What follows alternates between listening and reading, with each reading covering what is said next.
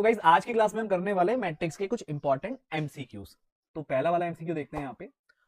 तो यहाँ पे ये बोल रहा है कि जो ए वाली मैट्रिक्स है वो उसी के ट्रांसपोज के इक्वल है, तो आप एक्स और वाई की वैल्यू निकालो। ठीक है भाई, तो यहाँ पे जब हम ए का ट्रांसपोज निकालेंगे तो ये कितना निकल के आएगा, 5x नीचे फिर y 0, इस तरह से। और ये किसके इक्वल है, ए वाली मैट्रिक्स के इक्वल है, तो इसको हम किसके इक्वल रख देंगे, 5x और y 0 के इक्वल। तो यहाँ से 5 के इक्वल है, x और y बराबर हो गए।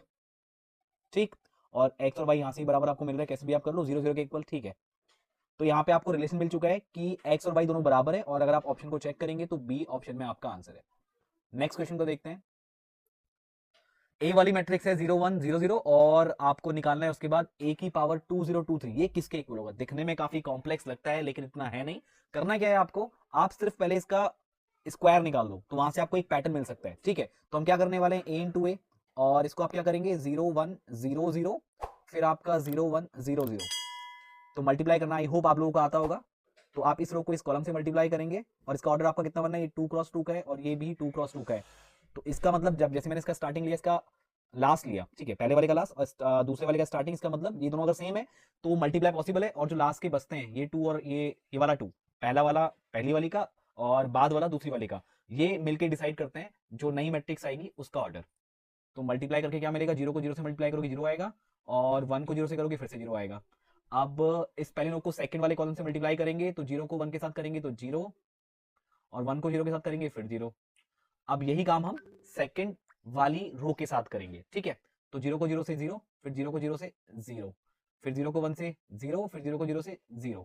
तो ये जो आपको मैट्रिक्स मिल रही है ये 0 0 0 0 एक नल मैट्रिक्स मिल रही है। अब इसकी पावर आप कितनी भी निकालो आपको वापस से एक नल मैट्रिक्स ही मिलेगी, यानी ऑप्शन सी इज करेक्ट।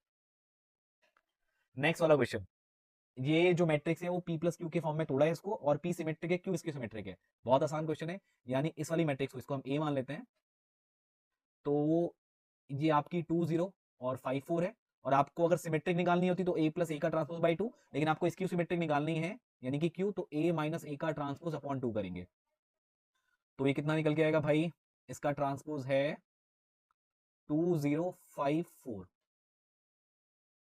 तो यहां पे जब इसको सॉल्व करेंगे, ए में से यानी 2 में से 2 गया 0, 0 में से 5 गया माइनस का 5, 5 में से 0 गया 0, और 4 में से 4 गया, तो ये आपका 0, मतलब 5 में से 0 जाएगा तो 0 नहीं बचेगा, 5 बचेगा। मैंने गलत बोल दिया, उसके लिए सॉरी कहूंगा। अपॉन 2 है तो यहाँ पे बाहर 1/2 कर दो, तो q इज इक्वल टू कितना आ जाएगा, 0/2 माइनस 5/2, फिर ये 5/2 और ये 0/2।